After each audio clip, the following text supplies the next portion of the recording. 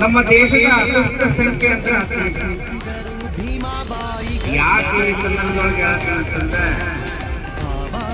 ಭಗವದ್ಗೀತೆಯ ಅಧ್ಯಾಯ 15 ಮಹಾಭಾರತ ಯುದ್ಧ ನಡೆಯುವ ಸಂದರ್ಭದಲ್ಲಿ 18 ಅಶ್ವಿನಿ ಸೈನ್ಯ ಮಹಾಭಾರತ ಯುದ್ಧ ನಡೆದಿದ್ದು ಸಹ 18 ದಿನ. ಹಾಗೂ ಭೀಮಾ ಕೊರೆಗಾಂವ್ ವಿಜಯೋತ್ಸವವನ್ನು ಕೂಡ 1818ನೇ ಇಸವಿಯಲ್ಲಿ ನಡೆದಿದೆ. ಮತ್ತು ನಮ್ಮ ಶಬರಿಮಲೆ ಅಯ್ಯಪ್ಪ ಸ್ವಾಮಿಯ ಅಂತ ಮೆಟ್ಲೇನಿದಾವಲ್ಲ ಅವು 18 ಮೆಟ್ಲು.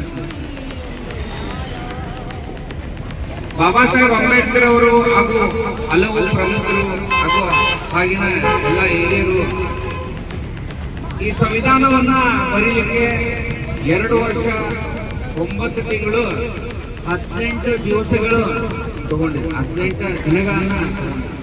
ಅದಕ್ಕೆ ನಮ್ಮ ಭಾರತದ ಒಂದು ಏನಿದೆ ಈ 18 ಸಂಖ್ಯೆ ಬಹಳ ಶ್ರೇಷ್ಠವಾಗಿದೆ ಅಂತೇಳಿ ಹೇಳ್ತಾರೆ.